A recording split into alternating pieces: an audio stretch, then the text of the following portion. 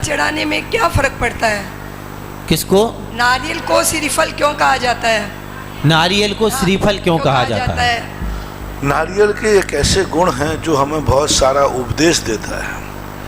पहला फल है जो अपने अंदर अपने रस को अलग इकट्ठा करता है। ऐसा दुनिया में कोई फल नहीं है जो अपने अंदर सार भाग रस को अलग करता है और अलग करने के बाद भी उसमें अपना जीवत्व नहीं रखता, त्याग का प्रतीक है। पहला तो निरीह वृत्ति यानी जो सार वस्तु है उसे सुरक्षित रखता है। दूसरा, उस पानी में जीव अपना जीव का अंश नहीं रहता, उसमें वनस्पति का जीव नहीं रहते उसमें।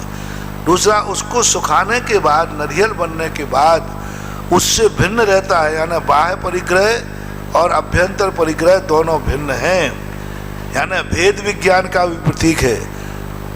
लोक दृष्टि से पूछा जाए तो वह मंगल स्वरूप है। जैसे भरा हुआ कलश मंगल होता है, ऐसा पानी से भरा हुआ श्रीफल भी मंगल होता है। संसार में एक ही फल ऐसा है जिसके रस भाग को आप अलग से निकाल सकते हैं।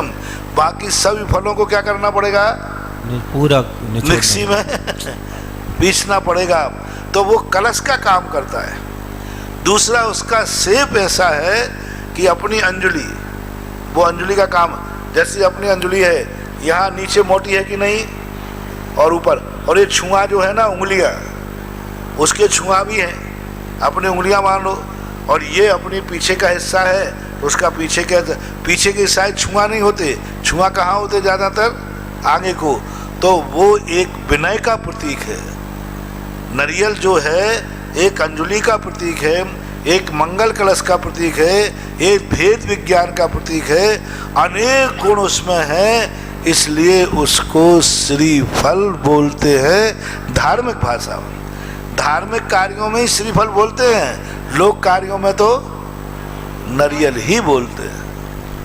श्री विजय जी जैन सेठी जयपुर। नारियल को सीधा चढ़ाना चाहिए। सीधा इसलिए जैसे हमारी अंजुलियां है ना, छूना जो है जो आगे रहते जटा, वे आगे को रहना चाहिए, पीछे भाग। वास्तु से इसका सबसे बड़ा लाभ ये है कि भारी हिस्सा अपनी तरफ रहना चाहिए और जो हल्का हिस्सा है वो आगे रहना चाहिए, जिसके माध्यम से हम भगवान की तरफ जा रहे हैं तो उसकी उपलब्धि मेरे तरफ रिटर्न होवे। मेरे तरफ भारी रहे तो अपने तरफ रिटर्न होना चाहिए, इसलिए श्रीफल को ऐसा पकड़ के चढ़ाना चाहिए। दूसरा, कोई भी चीज में यदि हमें एंट्री चाहिए है तो पहले हम पतली चीज को प्रवेश कराएंगे कि मोटी चीज को? मान लो गन्ना भी है तो गन्ना वाला पहले क्या करता है?